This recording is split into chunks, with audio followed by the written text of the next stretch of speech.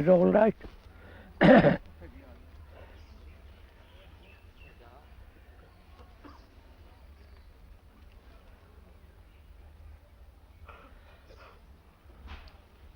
He didn't much alter it. I hope you can all hear.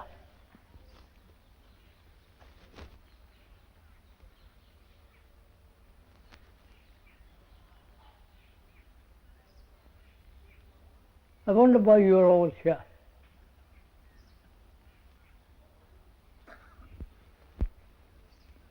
If one asks that question seriously, what would be your answer? Why we're all gathered here on the banks of the Ganga, of course, sacred river, therefore partially for that reason you are here. And I wonder what other reasons you have to come and listen to this person.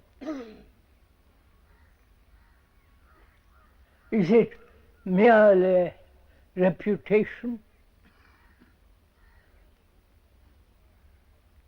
Is it merely that you have heard this man talk several times before? Therefore you say, let's go and hear. What relationship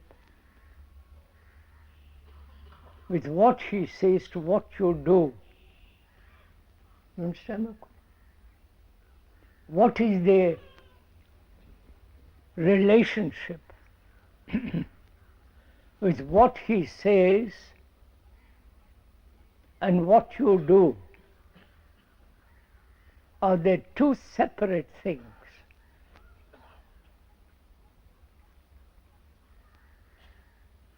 Or you just listen to what he has to say and carry on your daily life? You've understood our question? So we two are going to talk over together, not some abstract theoretical problems, but rather we are going to talk over together like two old friends sitting under these trees. Our daily life, which is far more important than some theoretical, very knowledgeable, abstract problems. We may come to those much later. So, shall we, as two old friends, talking over our problems? We've got so many problems. How to meditate, which guru to follow if you're a follower, what kind of practice you should do,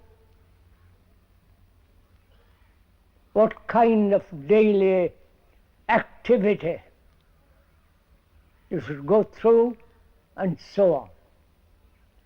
And also, what is our relationship to nature? All the trees, the rivers, and the mountains, and the plains, and the valleys. What is our relationship to nature? To a tree, to a flower, to a bird that passes by. And what's our relationship with each other? Not with the speaker, but with each other. With your wife, with your husband, with your children, with all the environment as government, neighbor, community, and so on. What's our relationship to all this? Or are we so isolated?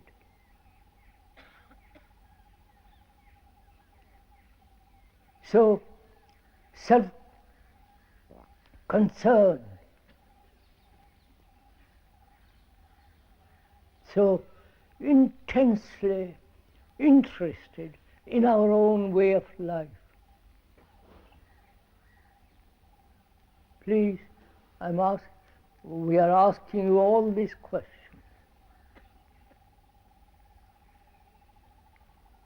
So as two friends, the speaker means as friends, not as a guru. You've had enough gurus in this country. They're really quite not worth it. And the speaker has no intention whatsoever to impress you, to tell you what to do, or to help you. Please bear this in mind right through the talks. He has no intention whatsoever to help you. I will tell you why, the reason, the logic of it. You have had great many gurus, thousands of them, great many helpers, Christian helpers, Hindus, Buddhists, every kind of leader, not only politically, but so-called religiously. I don't know what that word means for the moment. We'll go into that word. And you have had leaders of major kind and minor. And where are you at the end of this long evolution of 2 million years old? Where are you? Where are we? You and all of us here. We are supposed to have lived on this earth 2.5 million years. And during that long revolution and evolution,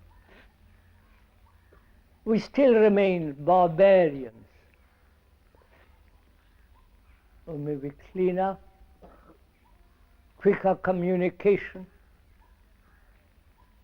better hygiene, and so on, transportation. But morally, ethically, if I may use that word, spiritually, we are still barbarians. We kill each other, not only in a war, but also by our words, by a gesture. We are very competitive. Am I talking to myself, or you? Are we together in this?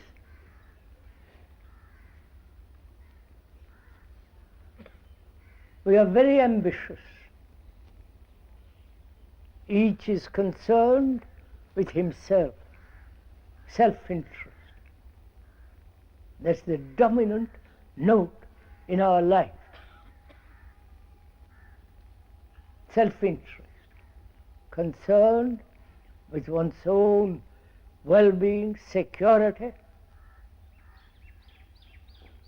position, power, and so on. Aren't we concerned with ourselves? Spiritually, religiously, business, and so on. each one, right through the world, whether Russian, American, or Europeans and so on, we're all concerned with ourselves.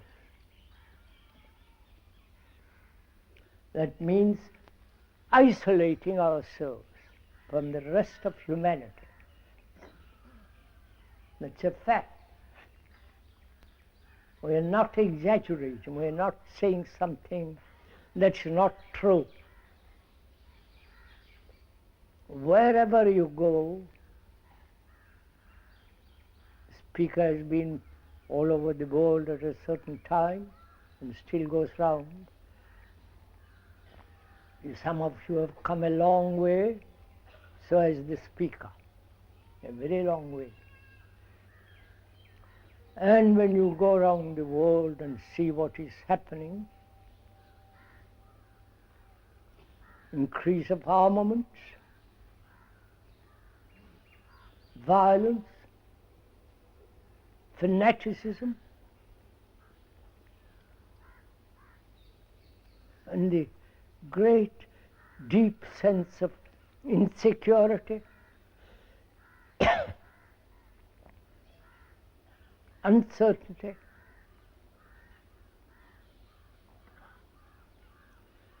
and the sense of separateness, you and I.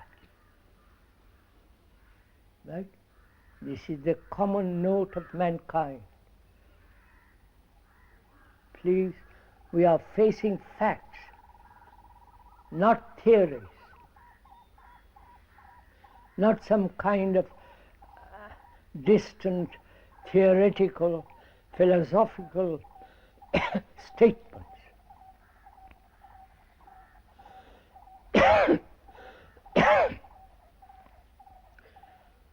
We are looking at facts, not my facts opposed to your facts. Facts. Every country in the world, as you must all know, gathering armaments. Every country, however poor or however rich. Right? Look at your own country. Immense poverty, disorder, corruption. You all know that. And gathering of armaments. It used to be a club to kill another. Now you can vaporize mankind by the million with one atom bomb or neutron bomb. We are from the club, arrow, and so on till we have the atom bomb. And we have progressed technologically. Immense revolution is going on, of which we know very little.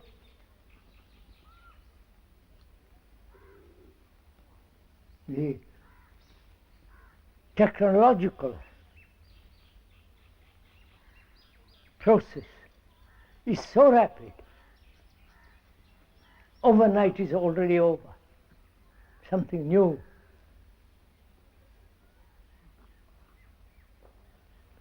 And ethically, we are what we have been for a million years. You understand the contrast? Technologically, like the computer, which can outthink man. It can invent new meditations, new gods, new theories. We were talking the other day with 3 or 4 very prominent computer people. The computer can think backwards and forwards, which is called architecture. I'm not going to it for the moment. And this fifth or sixth generation of computers is so quick,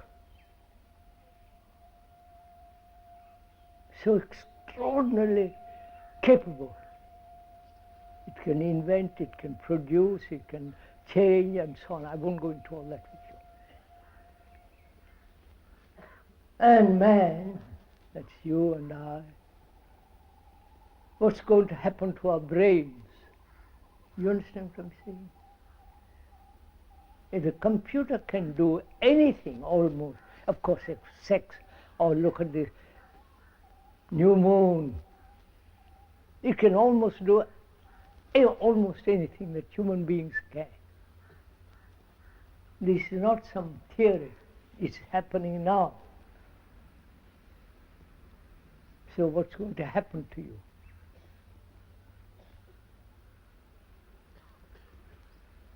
What's going to happen to us as human beings? We want entertainment. Probably this is part of your idea of entertainment. Coming here, sitting, listening, and agreeing or disagreeing, and going back home. Carry on your own life. This is part of entertainment.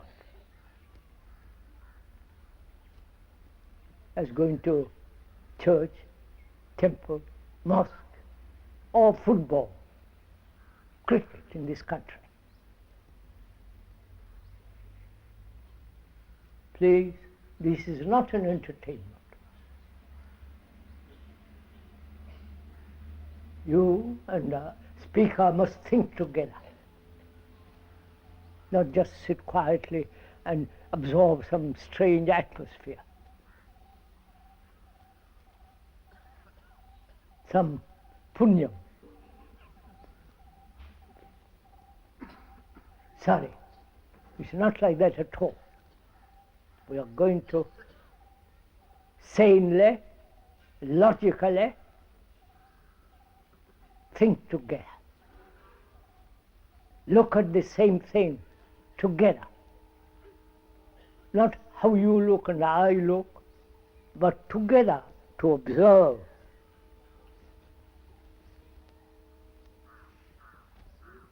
Not only our daily life, which is far more important than any other, our daily, every minute of our day. So first, we are going to together think, not just merely listen, agree or disagree, which is very easy. One wishes strongly if we could put aside agreement and disagreement. That's very difficult for most people to do. We're too eager to agree or disagree. Our reactions are so quick. We classify everything. Religious man, irreligious man, mundane, and so on, so on, so on. If we could, this morning at least, put aside completely agreement and disagreement and merely observe together, think together. Will you do it? Put aside altogether your opinion and my opinion. Your way of thinking and the other person's way of thinking. Could we do that? Only for an hour, don't bother. You won't be too long at it.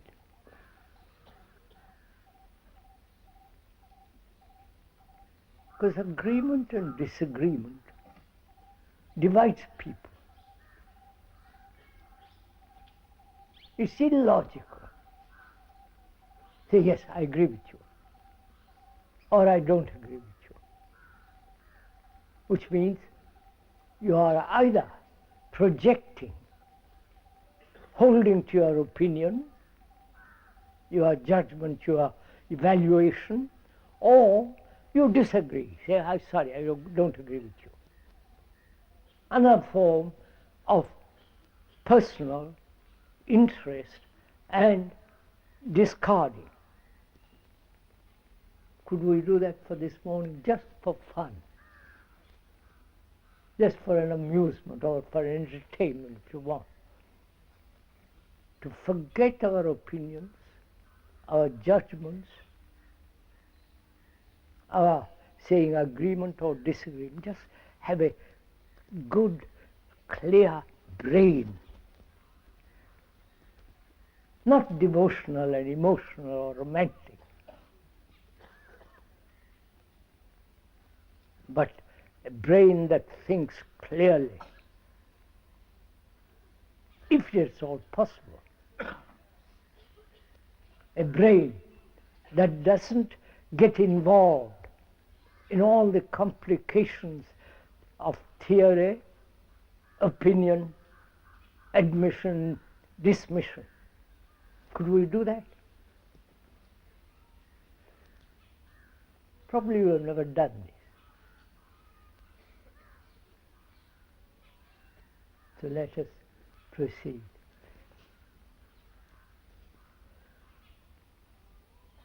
What is thinking? Every human being in the world, everyone from the most ignorant, most crude, from the very, very small person in a little village, and to the most highly sophisticated scientist, they have something in common. Haven't you noticed? Thinking. They think, the villager, never read anything, never been to a school, college, university, but probably most of you here are or have been educated, right? So you think and the villager thinks, right? The man who sits in the Himalayas by himself, he also thinks. So every human being in the world thinks, right? And this thinking has been right from the beginning of time. So we must ask the first question, as we're going to ask several questions, what is thinking? What is it that you think about? And what is it that you think about? What is thinking? Right? Will you answer that question first? Not from books, right? Not from some, what Gita or the Upanishads or the Bible or Quran says. What is thinking?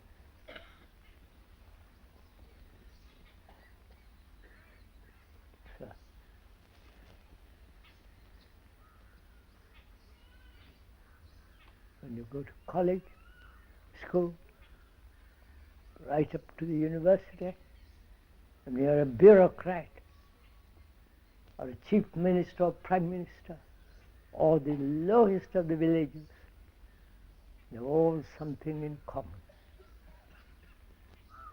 Apart from many other things which we'll go into, what is thinking? We live by thinking. Our daily action is based on thinking. Unless we question, solve, and hold to it find out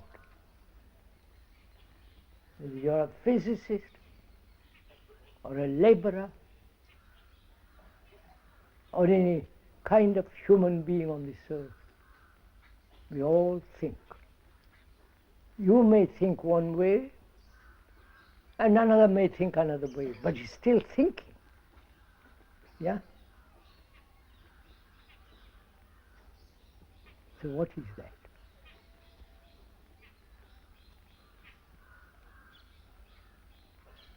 Can you think if you have no memory?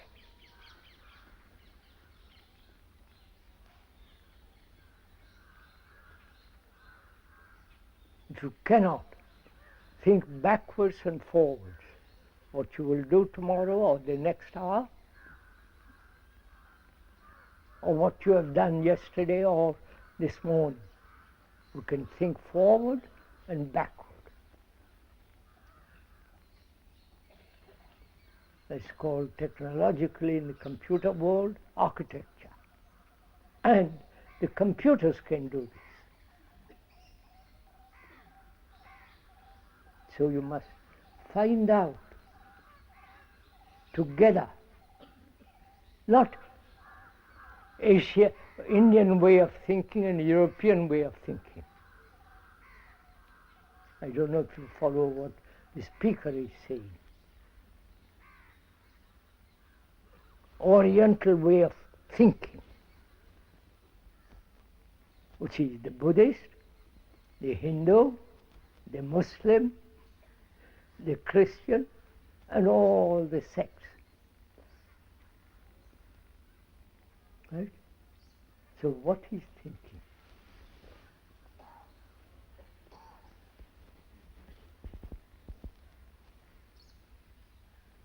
Tell me, please, what is thinking? What do you think?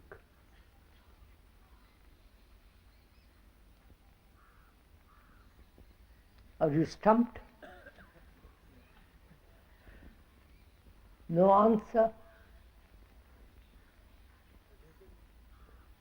You will discuss with me tomorrow, I believe, or day after tomorrow.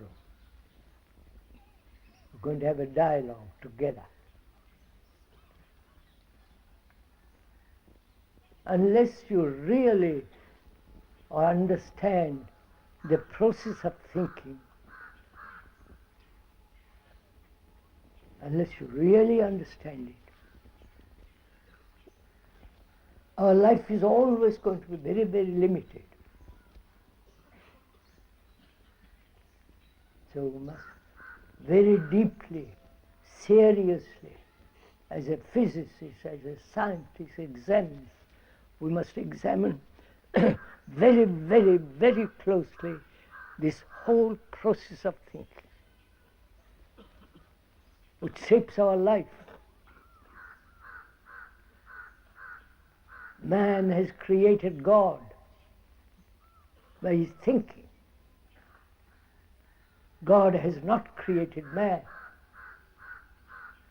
It must be a very, very poor God to created these human beings who are fighting each other perpetually. It must be rather silly old God. So, what is thinking? And why have we made problems of it? Right? We have problems about thinking.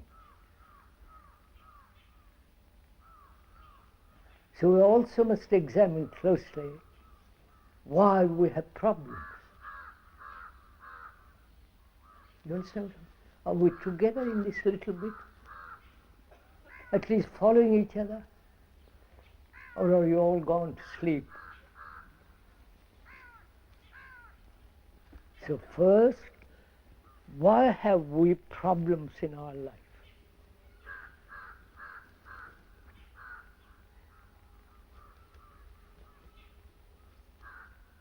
What is a problem? We have plenty of them. Political problems, financial problems, economic problems, the problems of one religion against the other, the problems of, oh, you understand? Haven't you got problems by the thousand? What is a problem?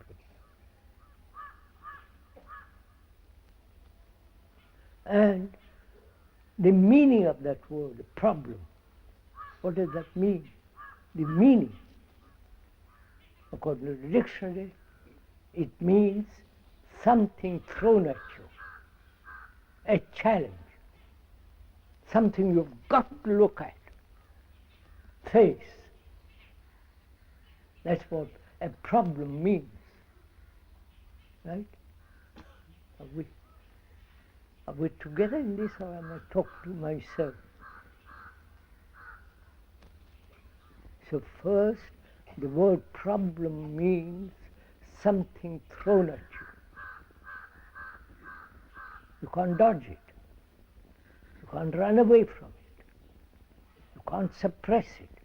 It's there, like a sore thumb.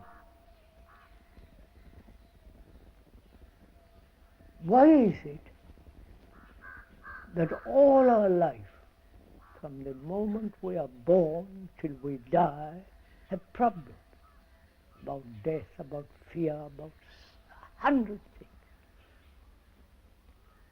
Right? Are you asking this question?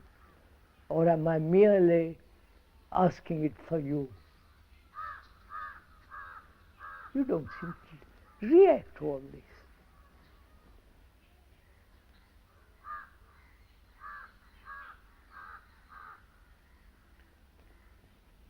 From the moment you are born,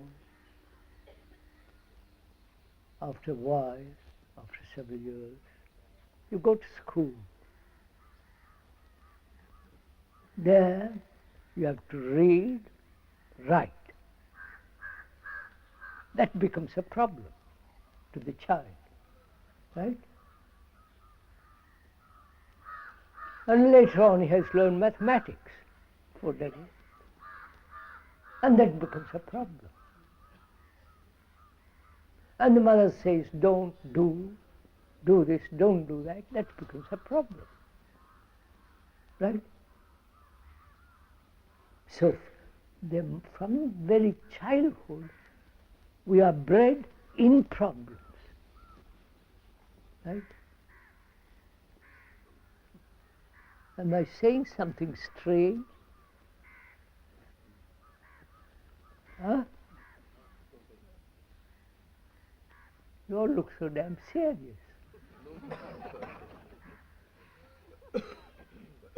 I'm sorry to use that word, but you do look very serious. Probably only this morning, anyhow, that's all right. So from childhood, we are cultivate and live in problems. Our brain is conditioned in problems.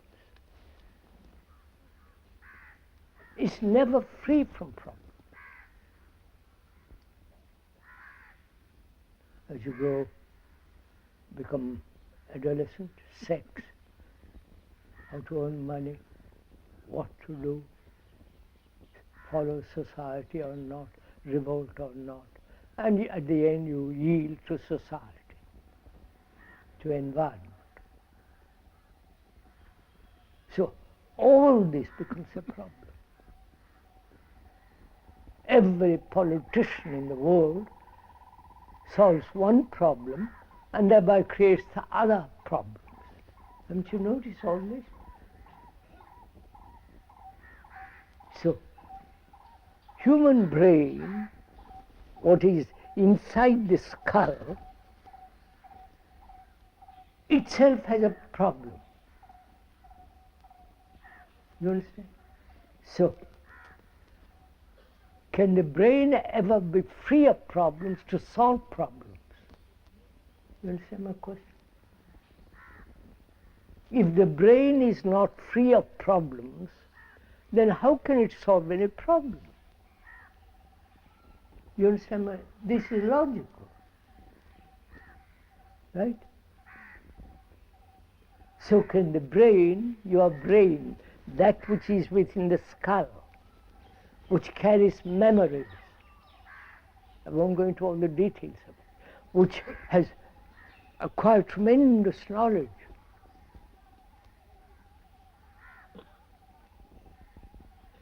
That brain has been nurtured, educated to have problems, right?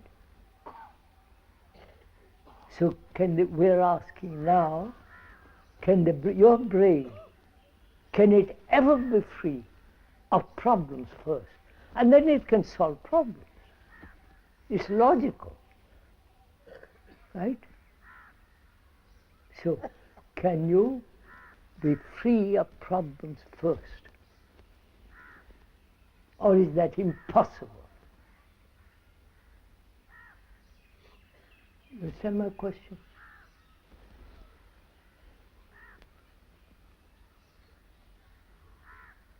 Our brain is conditioned as Hindus and the various divisions in Hinduism. The brain is conditioned as a Buddhist, as a monk.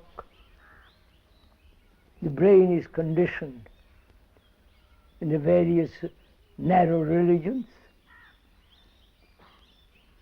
The brain is conditioned by specialization. Oh Lord, aren't you interested in all this?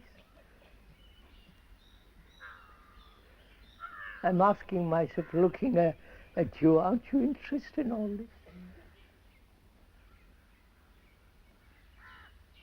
Or is it the habit of going to a meeting and listening and saying, yes, quite right, quite right. You're a funny people, all right. So let's begin. Our brain is conditioned by environment in which we live, by your education, by your religion, by your poverty or richness. You have taken vows as monks. I don't know why, but you have taken them. And it becomes a torture, a problem. So our brains are extraordinarily conditioned. As a businessman, as a housekeeper, and so on. And from that narrow point of view, we look at the world.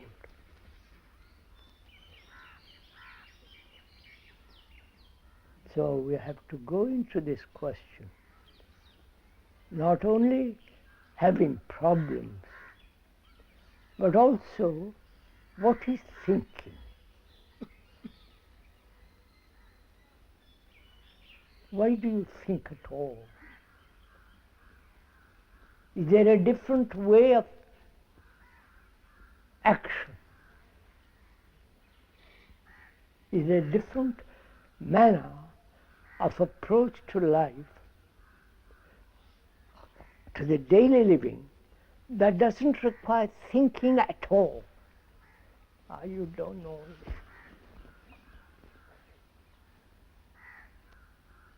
So first, we'll have to look very closely together. Not I'm explaining, you accept. That would be silly. But together, find out for ourselves. And then act. Not say, yes, quite right. But act. So we're going to go into that. What is thinking? Don't you think?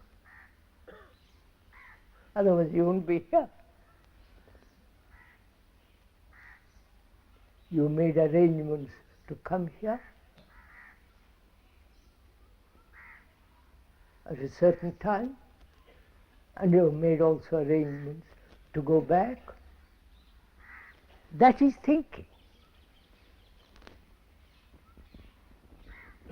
Thinking philosophically.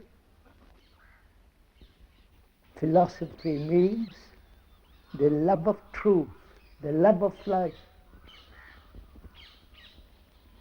Not passing some exam in a university.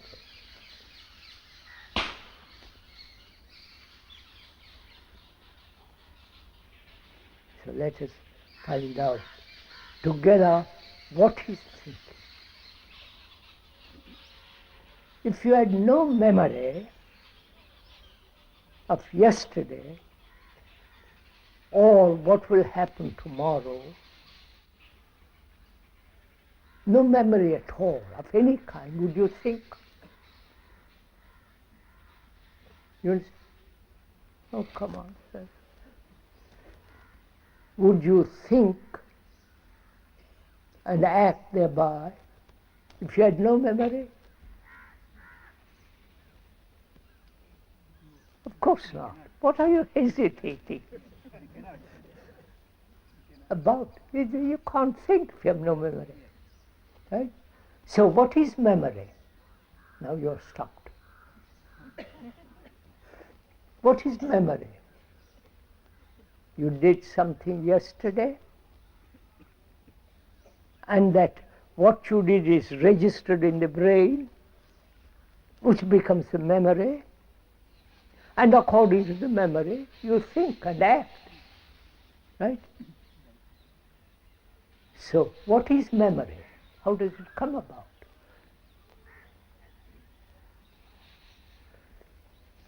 You remember somebody flattering you. You remember somebody hurting you, saying ugly things about you, or flattering you, because you've written a book.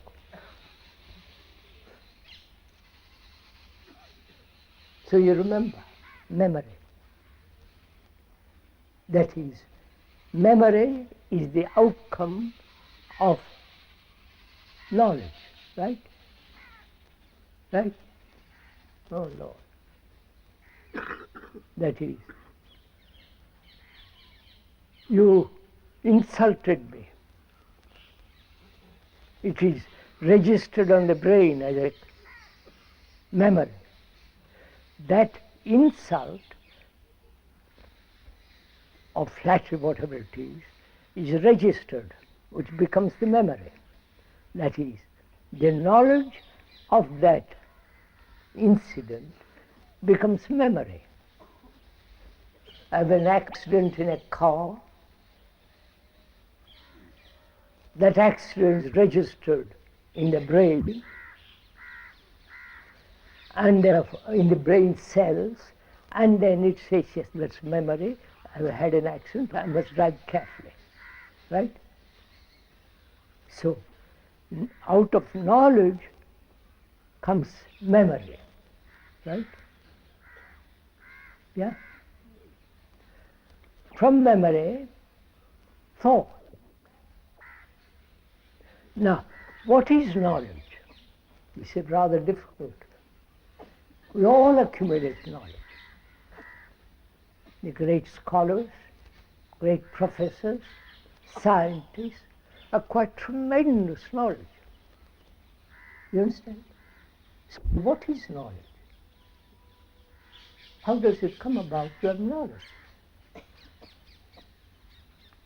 So, haven't you thought about all this? Looked at all this? Knowledge comes when there is experience. Right? You have an accident in a car, that becomes the accident. That's an experience, right? Right? From that experience you have knowledge. And from that knowledge you have memory. From memory you have thought. Right? Be careful, don't agree yet or disagree. I'm going to pull the rug under your feet. So, what is experience? Which is that incident, right? accident in a car, which is registered in the brain as knowledge, right? And so on. Knowledge, experience, knowledge, memory, thought. Clear? This is logical. Not my way of looking at it or your way of looking at it. So, all experience, whether it's God's experience or your experience, is limited. Yes?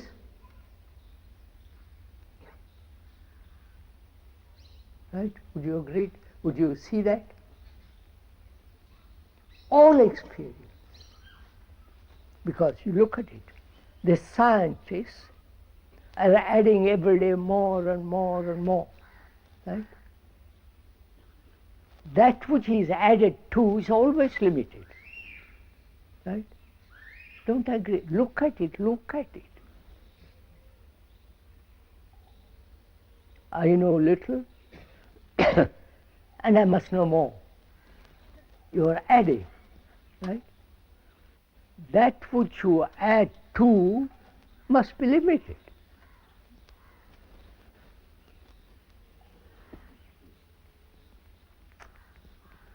Oh Lord, right?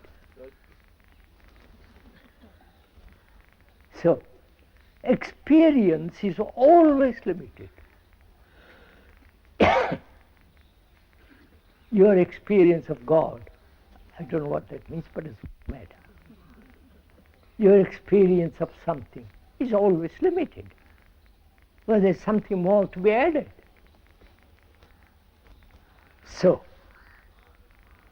experience is limited, knowledge is limited, forever, not just future knowledge, it's always limited. Therefore, memory is limited, and so thought is limited. Right? Thought is limited. And where there is limitation, there is division. Right? As the Sikh, the Hindu, the Buddhist, the Muslim, the Christian, the Democratic Party, Republican Party, Communist Party. You understand? They're all based on thought. Therefore, all the governments are limited. All your activities limited. Whether you think most abstractly or try to be very noble, it's still thinking, right? So from that limited quality of thinking, and thinking is always limited, our actions are limited, right? Now, from that you begin to inquire very carefully, can thought have its right place and has no other place at all? You understand my question? No, Lord, don't go to sleep, please. I need thought to come here. I have to get up at a certain time, all the rest of it. You had to. You had to think there.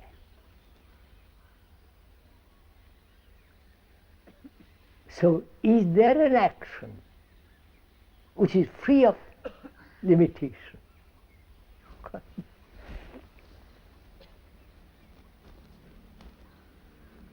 You think it out a minute, I give you. Think it out. Look at it carefully. That is,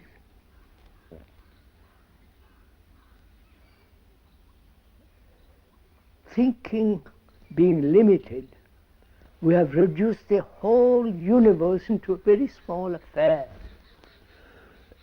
You understand? We made our life into such a small affair. I think I must be this, I must not be that, I must have power, I mustn't. You follow? We have reduced the enormous quality of life into a very small, petty little affair. Right?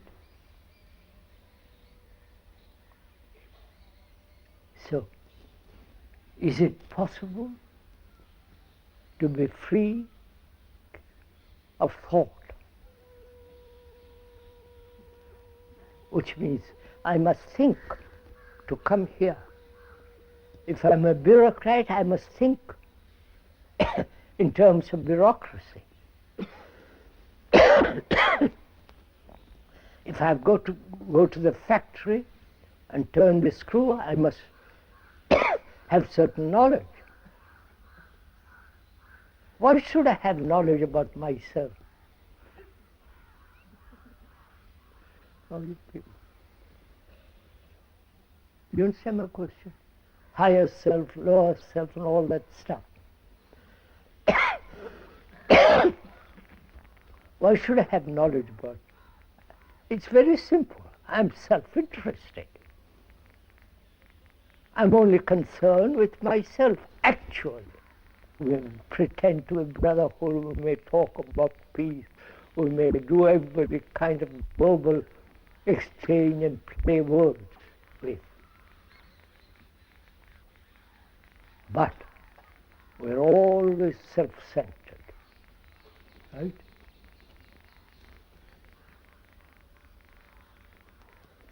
So from that arises the question,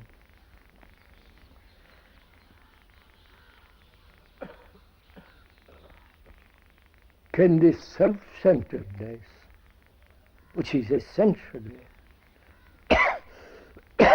deep selfishness, can there be a change at all? Listen. Can we be utterly selfless?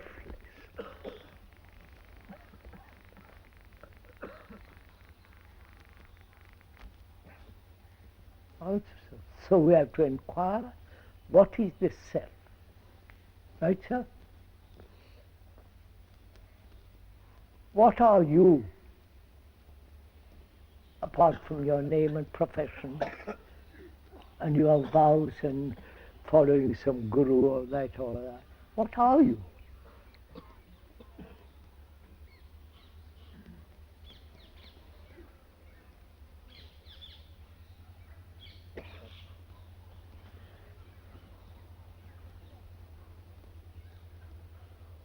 Tell me. Apart from your profession, apart from your name, or put it the other way, are you your name?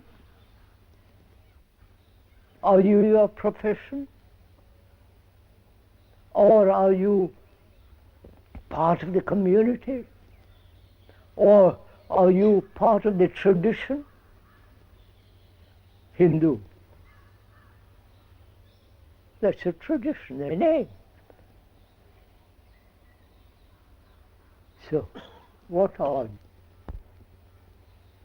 Don't repeat what Gita says, Upanishad says, or somebody says. That's futile. Actual, what are you?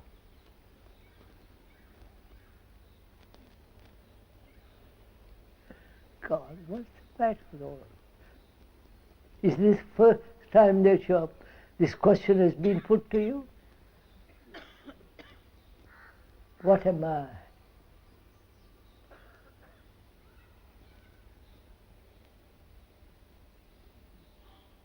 Aren't you fear? Aren't you your name? Aren't you your body? Aren't you what you think you are? The image you have built about yourself. Aren't you what that? Aren't you your anger? Or you say, no, anger is separate from me. Come on, sir. Aren't you your fears, your ambitions, your greed, your competition, your uncertainty, your confusion, your pain, your sorrow? Aren't you all that? Aren't you the guru you follow with some medallion and all kind of stuff you put around your neck?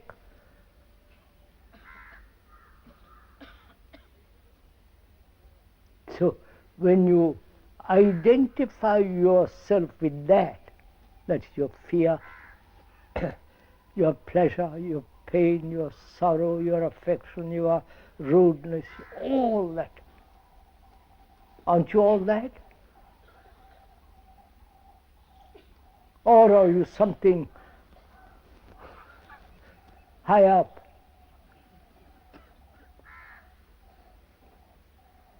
Super self, super consciousness. If you say you're super consciousness, higher self, that's also part of thinking. Therefore, what you as call higher think, higher self, is still very small.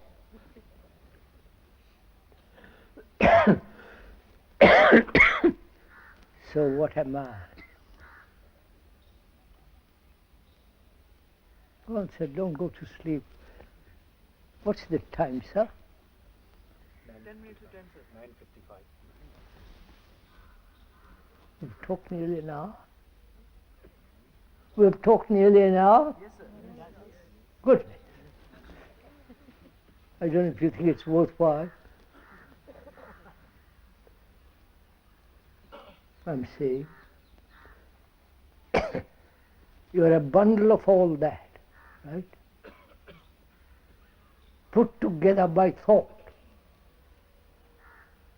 I'm a Hindu, I'm a Brahmin, I'm not Brahmin, I'm anti-Brahmin.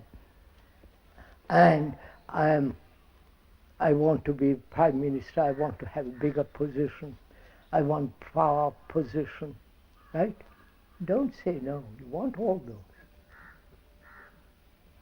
You want nearer to be God, your Guru, and therefore what he says you follow. And you are uncertain, confused, lonely, in sorrow, in pain, anxiety, right? You're all that. Whatever you think you are, right? You may invent all kinds of stuff, but that invention too is what you are. Right? So, there's another very, very complicated question I won't go into now because it's nearly time. Who has put all this together? Putting it all together is called me, myself, my ego, my personality, my higher self, my as God, Atman. I invent all this kind of stuff. Who has put this together? You understand my question? Or there is only one structure. You understand? You understand what I said? We have separated all this. One day I'm quite certain, second day I'm uncertain. And third day, with long intervals, I aspire to be very noble. Fifth day, I say I must be fearless, and so on, right?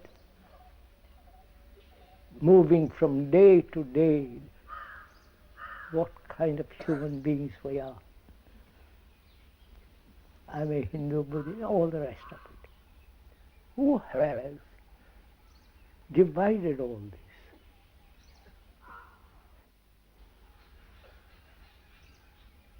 You understand my question? Who has said I'm a Hindu or I'm a Muslim? Is it merely propaganda?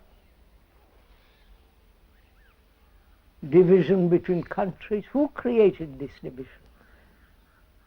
Oh, come on, sir.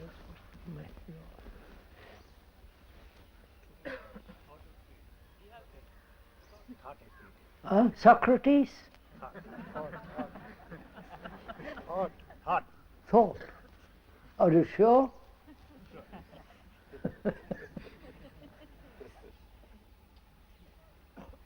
Or is it the desire,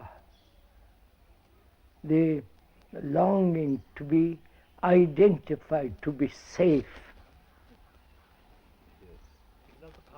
Yes. Would you listen, sir, before we put that?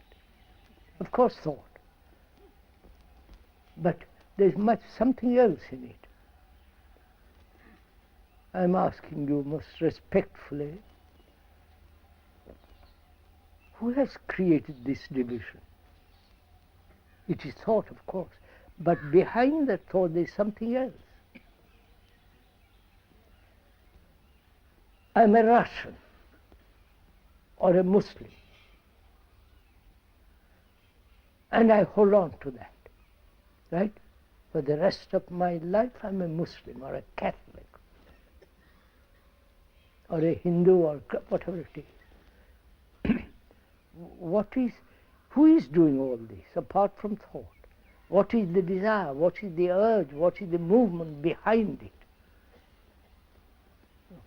To become. To become. What do you mean to become what? Different to what I am. Huh? Security. At last. Security, isn't it? I want to be secure. That's why I follow a guru. I want to be secure in my relationship with you, with my wife. She's mine. Right? Secure. Right, sir? Secure, protected, safe. Some place I must have that. Right? At home, it's rather difficult in a factory or in a bureaucratic structure. The desire, the urge, the response, the reaction is safety. I must be safe, secure. Right? I, K, so-and-so name, BA. You're a crazy clown. Or MP, Member of Parliament. Follow? Titles matter very much here in this country. So it's a form of security. Right? We all want security. But we never question, is there security at all?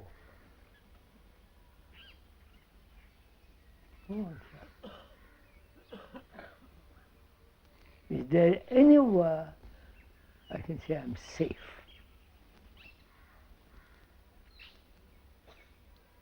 You distrust your wife distrusts you, you distrust your boss because you want his place. It's all so common sense. You'd like to be gurus? For God's sake.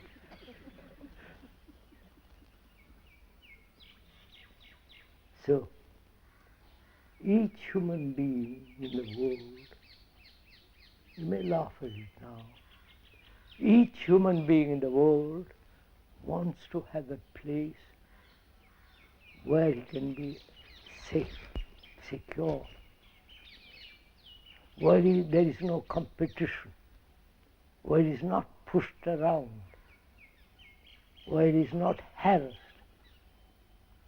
Don't you want all that?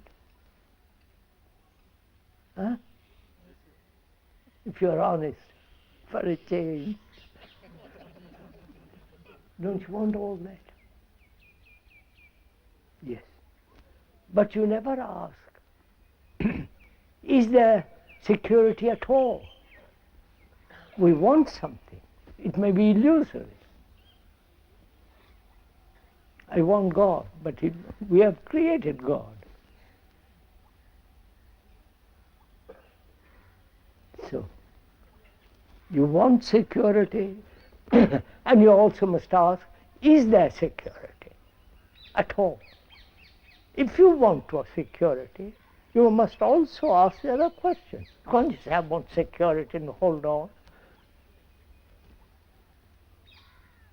Is there security at all? Then the question is, why do you want security? Is there security in your thinking?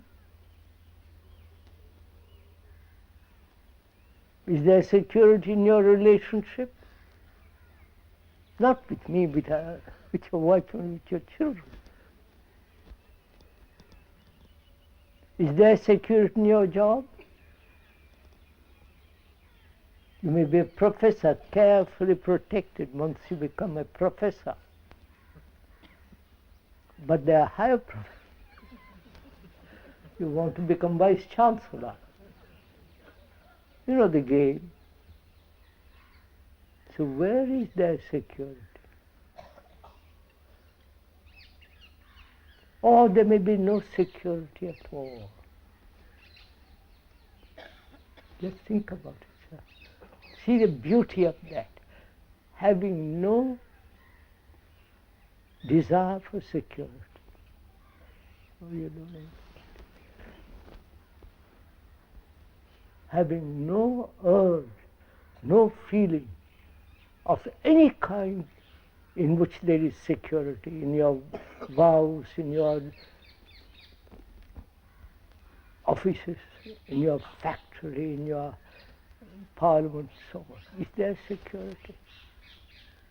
Life may not have security.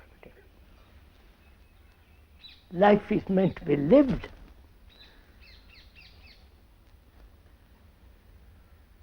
Not to create problems and then try to solve them, not to have sorrow, pain. It's meant to be lived. And it will die. That's one of our fears, to die, right? We'll go into all that.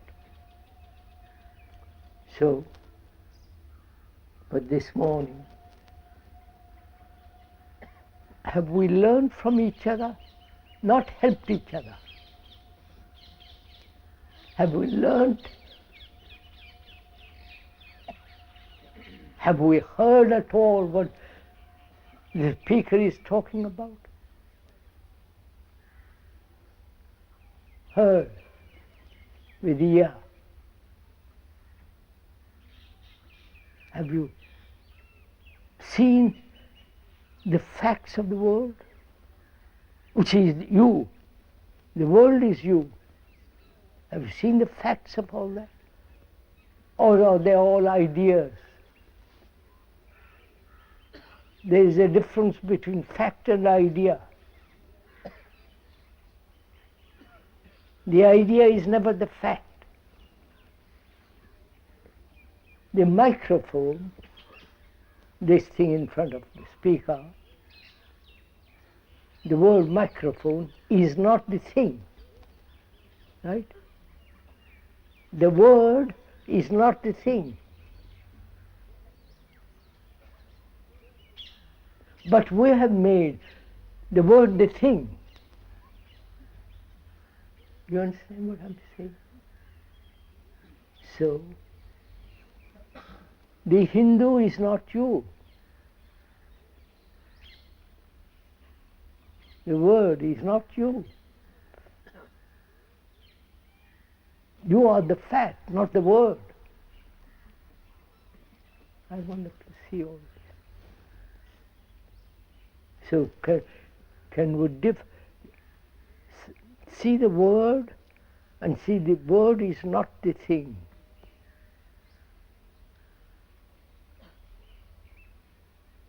The word God is not God. The word is different totally from the reality, right? So we are most respectfully asking, what have you learned this morning? Actually learned. So that you act. Now say, yes, quite right, and go home and carry on.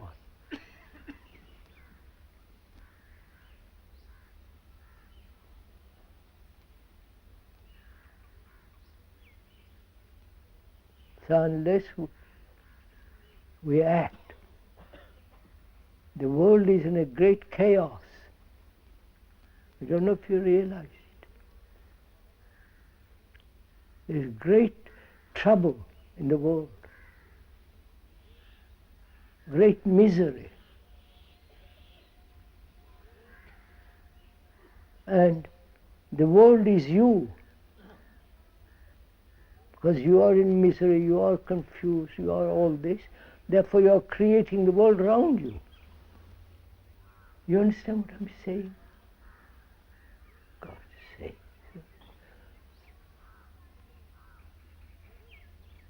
If you don't alter, the world cannot alter, change. Because the world, everywhere you go, every human being in the world goes through the same phenomenon as you are going through. Uncertain, unhappy, fearful, insecure, wanting security, trying to control, trying to say, well, that guru is better than my guru, and so on, so.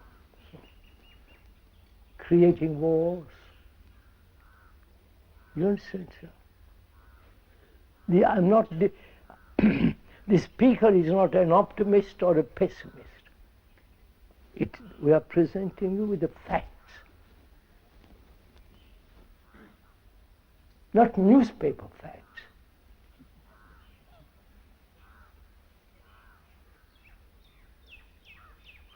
We are talking about facts of our life.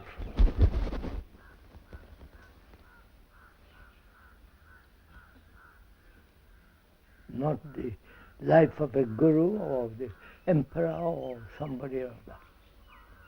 We are talking together about your life. Your life is like the rest of the world. They are terribly unhappy, uncertain, miserable, unemployed by the million. Poverty, hunger, sorrow, pain, just like you. You are not different from them. You may call yourself Hindu or Muslims or Christians, what you like, but consciously, inwardly, you are like the rest of the world. You may be dark brown or they be light brown. Different government, but every human being shares this terrible world of which we have made the world. You understand? Not Lenin or Marx.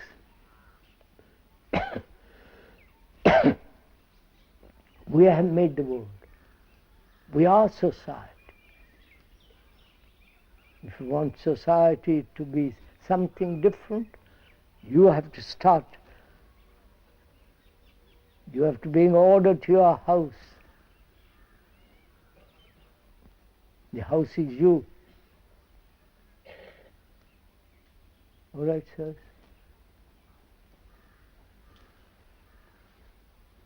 My peace.